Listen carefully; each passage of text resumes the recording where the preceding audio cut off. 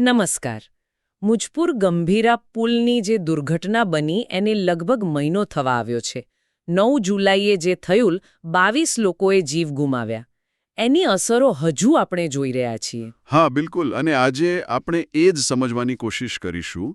મુજપુર ગંભીરા પુલ દુર્ઘટના, પીડા અને પરિણામ લેખના આધારે થોડી ઊંડાણપૂર્વક ચર્ચા કરીશું. બરાબર. આપણો હેતુ ખાલી ઘટના યાદ કરવાનો નથી, પણ એ જોવાનું છે કે આ દુર્ઘટનાની અસર કેટલી બધી રીતે થઈ રહી છે પરિવારો પર, ત્યાંના વ્યાપાર ધંધા પર, આખા સમાજ પર. ચોક્કસ. અને એ અસર લાંબી ચાલી રહી છે. જુઓ, દુર્ઘટનાના 27 દિવસ પછી 22માં પીડિત દિલીપસિંહ પઢિયાર, 24 વર્ષના યુવાન, એમનું અવસાન થયું. ઓહ, ખરેખર દુઃખદ. હા, એટલે આઘાત કેટલો ઊંડો છે એ સમજાય. બામણગામ જેવા ગામોમાં હજુ પણ લોકો, શું કહેવાય, શોકમાં છે, સ્તબ્ધ છે. અને ખાલી શોક નહીં, આ તો આખી જિંદગી અસ્વ્યસ્ત થઈ જવાની વાત છે. પેલા મોહન ચાવડાના દીકરા હિતેશનું ઉદાહરણ છે. માતાની સંભાળ માટે નોકરી છોડી દીધી. દિલીપસિંહનો પરિવાર પણ. એમનો યુવાન પરિવાર નિરાધાર થઈ ગયો. એટલે આ જે માનવીય વ્યથા છે, એની સાથે સાથે તંત્ર સામે થોડો ગુસ્સો પણ છે લોકોમાં. હા, ખાસ કરીને વળતરની વાત આવે ત્યારે. સરકારે 4 લાખ રૂપિયા જાહેર કર્યા છે, પણ ઘણાને એ પૂરતું નથી લાગતું. અતુલ રાઠોડના ભાઈ કેતન રાઠોડ જેવા લોકો માને છે કે આ ખાલી અકસ્માત નથી, આ બેદરકારી હતી. એટલે એ લોકો કદાચ કોર્ટમાં પણ જઈ શકે છે વધુ વળતર માટે. હા, એવી વાત ચાલી રહી છે, કારણ કે એમને લાગે છે કે જવાબદારી નક્કી થવી જોઈએ અને યોગ્ય વળતર મળવું જોઈએ. બરાબર. આ તો થઈ ન્યાય અને વળતરની વાત. પણ પેલો પુલ તૂટ્યો એનાથી જે રોજિંદી મુશ્કેલી ઊભી થઈ છે એનું શું? વડોદરા-આણંદ વચ્ચેનો સંપર્ક તૂટી ગયો. હા, એ બહુ મોટી સમસ્યા છે. જે મુસાફરી પહેલા માંડ 10 મિનિટમાં થતી હતી, એના માટે હવે કલાકો કાઢવા પડે છે. લગભગ 35-40 કિલોમીટરનો ચકરાવો લેવો પડે છે. બાપરે, આની સીધી અસર તો લોકોના કામ-ધંધા પર, રોજીરોટી પર પડતી હશે. ચોક્કસ પડી છે. ઘણા લોકોએ નોકરી ગુમાવી છે. અમુકે છોડી દીધી છે કારણ કે રોજ આટલો લાંબો ફેરો અને ખર્ચ પોસાય નહીં.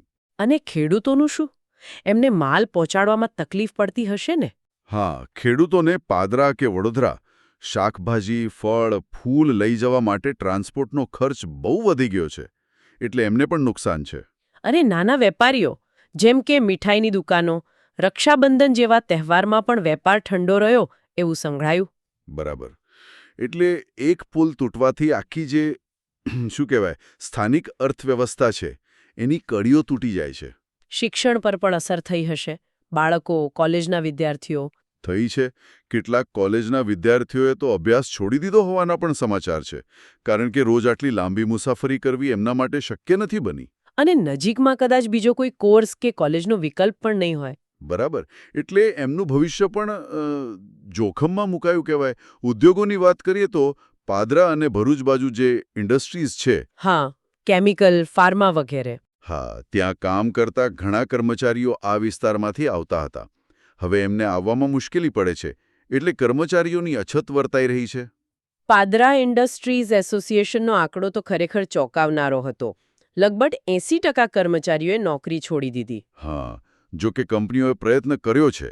સમયમાં છૂટછાટ આપી, ટ્રાન્સપોર્ટની વ્યવસ્થા કરી, ઈંધણ ભથ્થું આપ્યું, પણ પેલી રોજની મુસાફરીની જે તકલીફ છે એ તો ઊભી જ રહે ને. બિલકુલ. વહીવટીતંત્રે પણ કેટલાક પગલાં લીધા છે.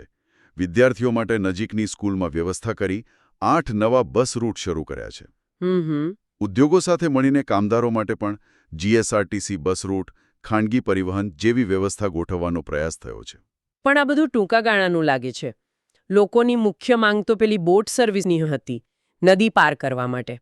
એનું શું થયું? જો, હાલ ચોમાસું છે અને મહીસાગરમાં પાણીનો પ્રવાહ અને પૂરનો ભય રહે. એટલે અધિકારીઓનું કહેવું છે કે અત્યારે એ શક્ય નથી. એટલે ચોમાસા પછી વિચારાશે એમ. હા, એવું કહેવાયું છે. અને વડોદરા કલેક્ટરે સ્પષ્ટ કર્યું છે કે જૂનો પુલ તો હવે રિપેર થાય એમ જ નથી. એની નજીક નવો પુલ બનશે. નવો પુલ બનશે? પણ ક્યારે? એની કોઈ સમય મર્યાદા ખરી? ના, એ જ મોટો પ્રશ્ન છે. કોઈ ચોક્કસ સમય મર્યાદા એમ કે જાહેર નથી થઈ. એટલે આ અનિશ્ચિતતા પણ લોકોને પરેશાન કરે છે. ખરું છે. જો કે એક સારી વાત એ થઈ કે પેલું કેમિકલ ટેન્કર જે પુલ પર ફસાઈ ગયું હતું એને 27 દિવસ પછી કાઢી લેવાયું. હા, એ મરીન સાલ્વેજ કંપનીએ કાઢ્યું અત્યાધુનિક ટેકનોલોજી વાપરીને, એરબેગ્સ અને જેકની મદદથી. અને એ પણ નિઃશુલ્ક કરી આપ્યું એમ જાણવા મળ્યું. ચલો, એ એક સારી વાત કહેવાય. પણ આખી ઘટના પર નજર કરીએ તો જો, આ મુજપુર ગંભીરા દુર્ઘટના ખાલી એક અકસ્માત કે જાનહાનિનો કિસ્સો નથી. આ આપણી સામે ઘણા સવાલો ઊભા કરે છે. જેમ કે જેમ કે આપણી માળખાગત સુવિધાઓ, પુલ જેવા સ્ટ્રક્ચર, એની જાળવણીનું શું? શું એમાં કોઈ ઉદાસીનતા હતી? બીજું, આવી કુદરતી કે માનવસર્જિત આફતો આવે ત્યારે સ્થાનિક સમાજ પર, અર્થતંત્ર પર એની કેવી લાંબા ગાળાની અસરો પડે છે અને એ અસરોનો સામનો કરવા આપણે કેટલા તૈયાર છીએ. બરાબર. અને તાત્કાલિક રાહતના પગલાં અને લાંબા ગાળાના ઉકેલ, જેમ કે નવો પુલ બનાવવો, એ બંને વચ્ચે સંતુલન કેવી રીતે જાળવવું એ પણ એક મોટો પડકાર છે. ચોક્કસ. એટલે આ ઘટના આપણને વિચારતા કરી મૂકે છે કે ભવિષ્યમાં આવી દુર્ઘટનાઓ ટાળવા અને જો બને તો તેના પરિણામોનો વધુ સારી રીતે સામનો કરવા માટે આપણે શું કરવાની જરૂર છે. સાચી વાત છે. આ મુદ્દા ઉપર ચોક્કસપણે વધુ મનન કરવાની જરૂર છે.